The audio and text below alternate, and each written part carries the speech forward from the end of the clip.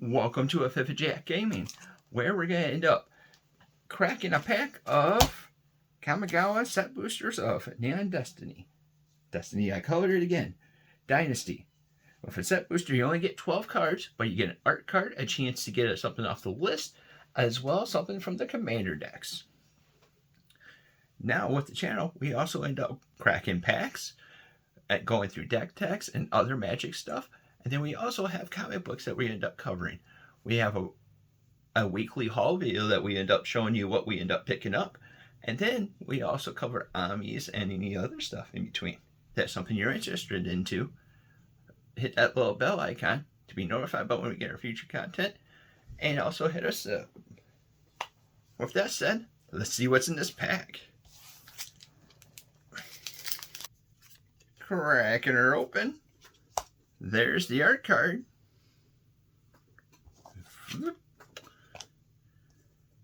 It's the March of Reckless Joy by Malik Mahama, number 62 out of 81.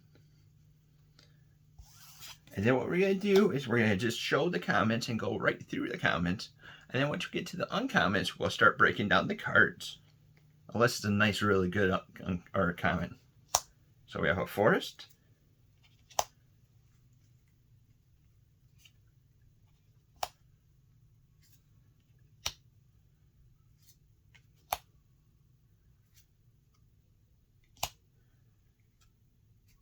That was quick. The Shrine of Grozuru Shared Purpose costs us 3 and a white for a legendary enchantment creature shrine. So that means it could be your commander.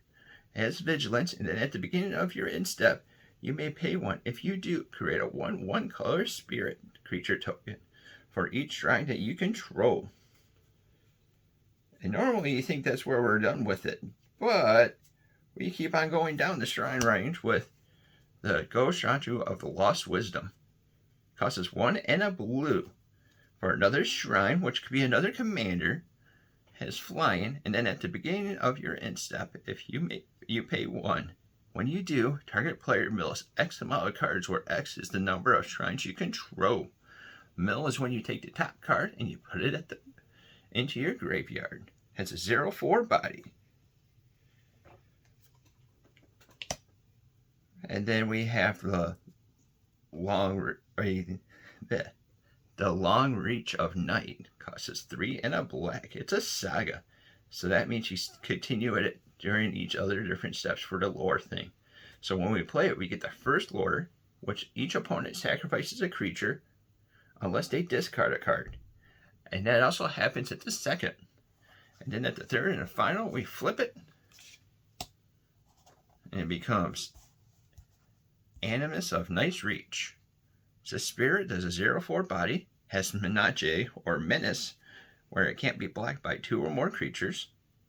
Well, it has to be blocked by 2 or more creatures. And then whenever it attacks, it gets +X/+0 until end of turn, where X is the number of creatures cards in the defending player's graveyard. And then our rare is Ruthless Techmancer.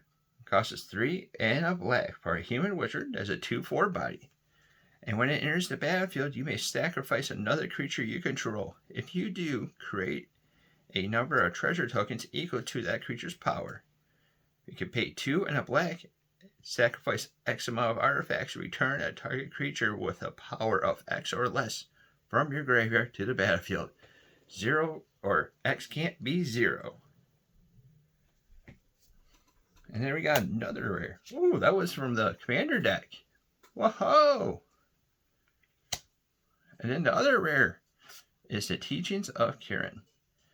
Costs us 1 and a green for this little saga. And then the first one, we get to mill 3 cards, create a 1/1 colorless spirit token.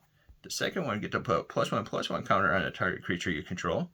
And at the third one, it flips into Narutacha Orgarachi. It's a snake monk. It's a 1/1. And then whenever it attacks, we get to choose 1. Exile a target creature from a graveyard. And when you do, you create a 1/1 spirit token. Or we get to exile a non-creature card from a graveyard, and when you do, put a +1/+1 counter on a target creature you control.